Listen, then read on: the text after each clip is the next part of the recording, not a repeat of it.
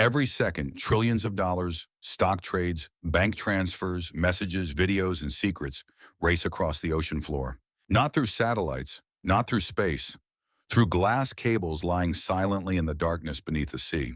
And if a handful of those cables were cut tomorrow, the modern world could discover just how fragile the internet really is. How did these silent arteries of global communication come to be? Who dared to imagine stringing a wire across an entire ocean? And what unseen forces still guard their delicate balance? Long before fiber optics, before the internet, even before satellites, the dream of instant global communication ignited imaginations. In 1850, the very first submarine telegraph cable was laid across the English Channel, connecting England and France. It was a crude affair, a copper wire insulated with gutta percha, and it failed almost immediately. But the idea, the sheer audacity of it, had taken hold.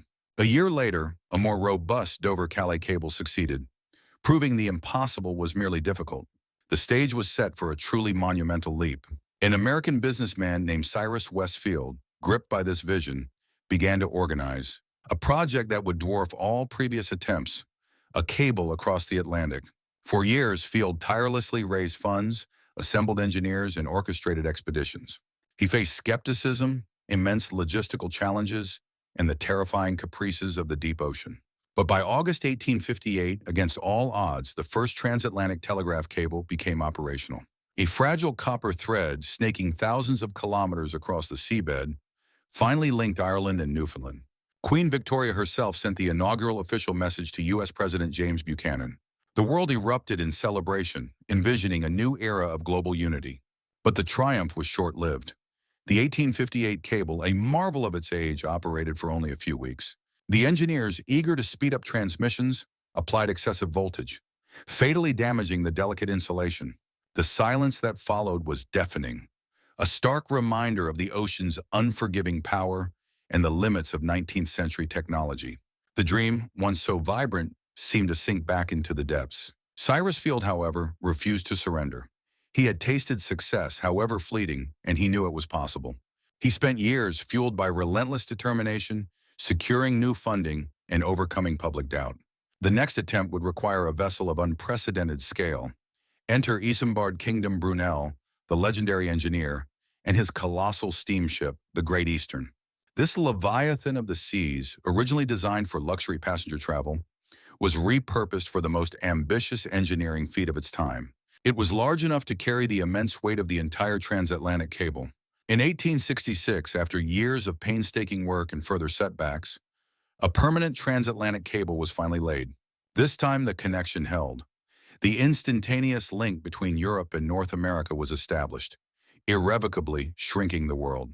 Within just 6 more years, by 1872, these submarine arteries had spread, connecting every continent on Earth, save for the frozen expanse of Antarctica.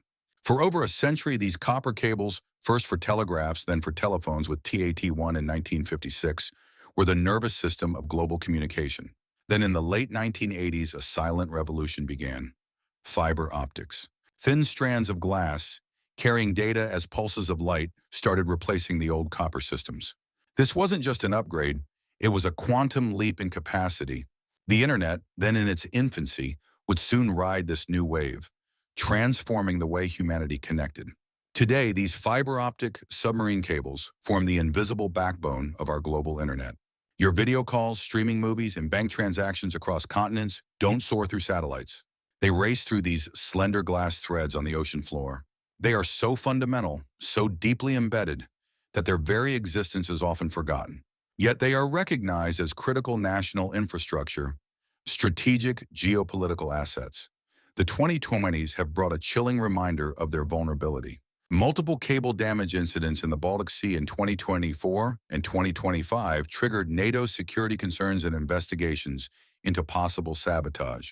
Suddenly, the silent, unseen network beneath the waves was thrust into the spotlight, revealing its fragility and our utter dependence. The investigations into the Baltic Sea incidents continue, with no definitive attribution yet established. But the incidents have underscored a stark reality. These vital arteries of our interconnected world are exposed. Modern tech giants like Google, Meta, Microsoft, and Amazon are now major investors in laying new cables, taking direct control of the pathways their services rely on. And in a fascinating twist of modern science, researchers have discovered these operational submarine cables can even double as earthquake detection systems, providing a new, unexpected layer of utility. Scientists have already detected global earthquake waves using an active Iceland-Ireland cable, turning a communications pathway into a planetary sensor. The journey from a failed English channel wire to a global fiber-optic web reveals more than just technological progress. It's a testament to human ingenuity, persistence in the face of daunting odds, and the relentless drive to connect. But it also highlights a profound vulnerability. The entire global economy, our modern lives, hinge on objects nobody sees, resting in the deep. We built an interconnected world, but the very infrastructure holding it together is often out of sight, out of mind, and increasingly a point of global strategic tension. What are your thoughts on this invisible network? Let me know in the comments below, and consider subscribing for more stories that explore the hidden systems shaping our world.